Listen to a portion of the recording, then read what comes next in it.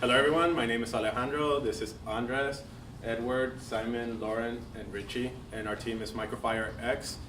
And the purpose of our team was to create a robot that's fully autonomous that can navigate any room and turn out a fire, all while avoiding decoy signals. And to do that, we have an array of sensors that it's going to use to navigate the room. And since it's part of a school competition, we also have to compete against other teams that are building similar robots to us. And the purpose of that competition is to see who can get there first without hitting any of the other robots or the camera themselves. Because if you do, you lose. And here to talk about the design of the robot is Andres. Thank you, Alejandro, and thank you all for being here. As Alejandro mentioned, our robot has to be able to maneuver itself on any given course, and for that we have made one second. Sorry about that. For that we have made a model or a design that is 9 inches wide diameter and 5 inches in height, as small as possible and efficiently as possible. And this is actually our finished design. And our finished design, as you can see, has made some slight modifications from the actual prototype model due to the fact that we moved some of the sensors around for better object detection and object avoidance for our robot. And to give a brief, I'll pass it on to Simon for system design and hardware. Before I go over the block diagram, I just want to reiterate our challenge. Our challenge goal was to design an autonomous robot that can navigate through the course, locate the fire, and extinguish it. And this is a block diagram that showcases the main components of our robot design. And for the robot to move, it needs to have some kind of legs. So we're using wheels that are ran by motors, which are then controlled by our H-bridges. Our robot also needs a heart. We have a battery that supplies our robot with power.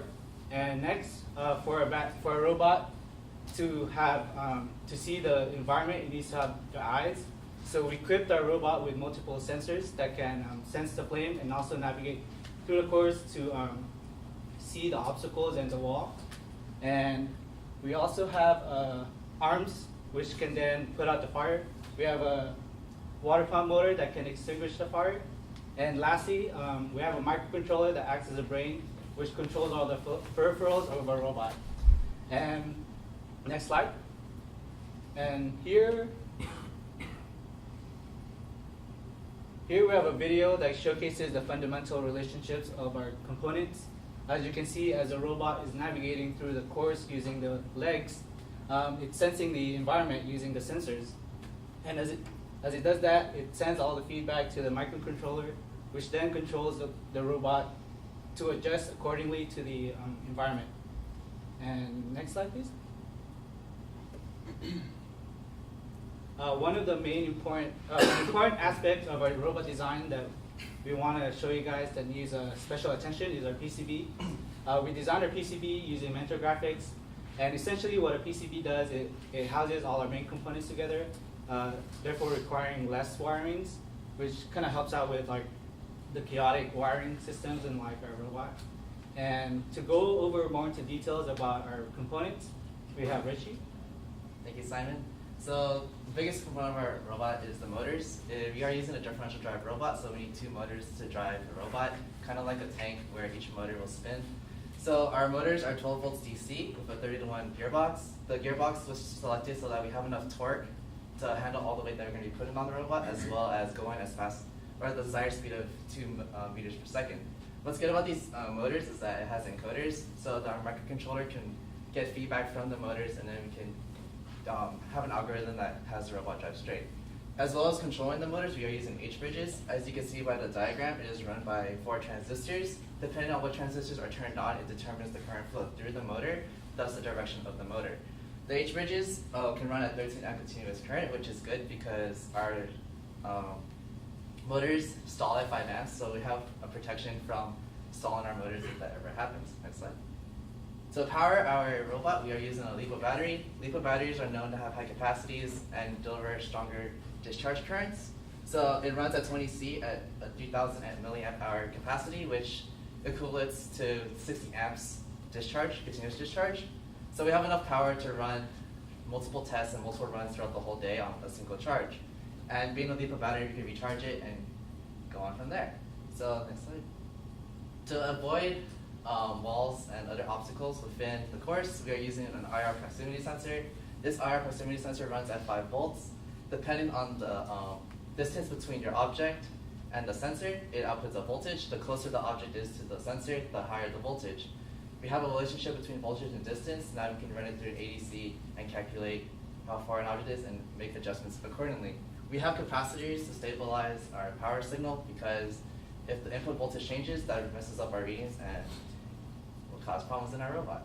So to talk about our flame sensors, I'll pass it on to Ed.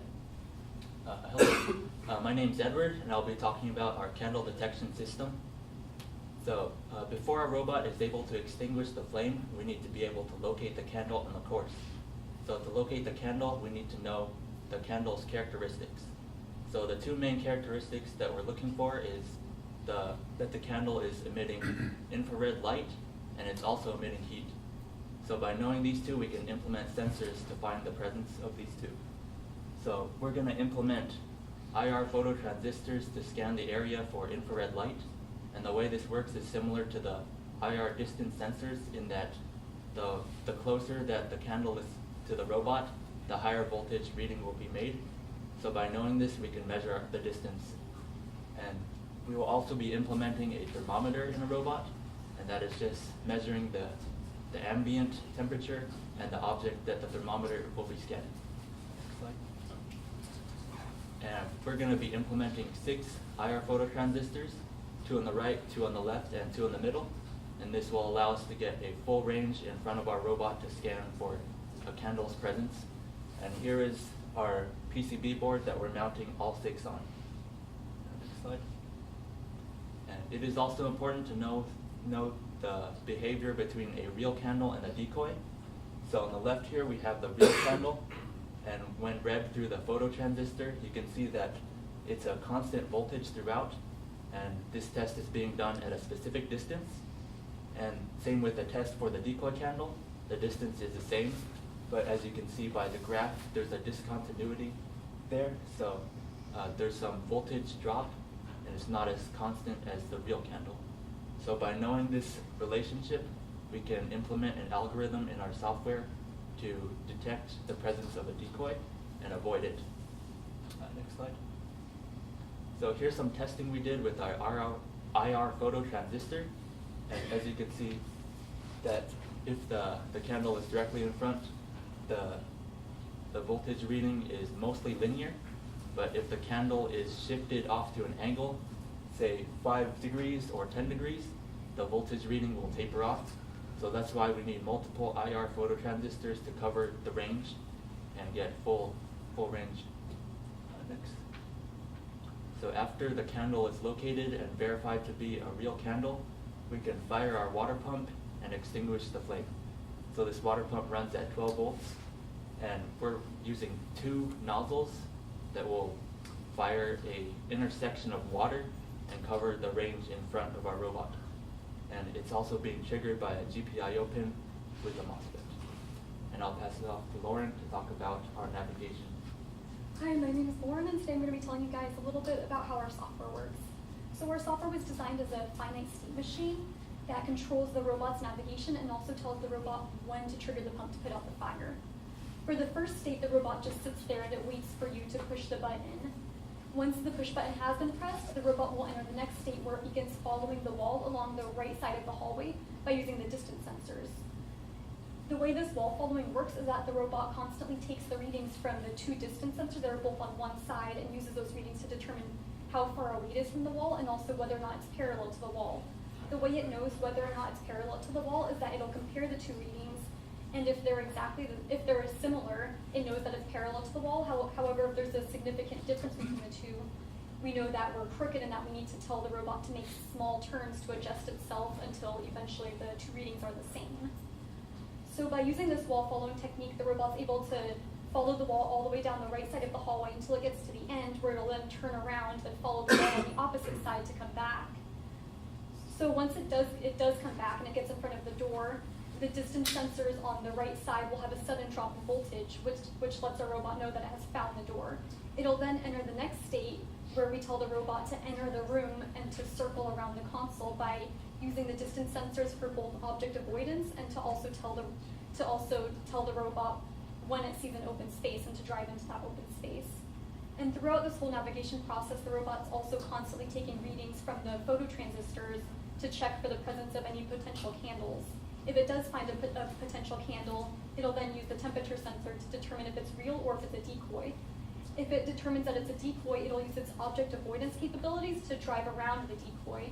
However, if it determines that it's real, it'll then have to output a 1 to the pin that's connected to the pump to trigger the pump to put out the fire.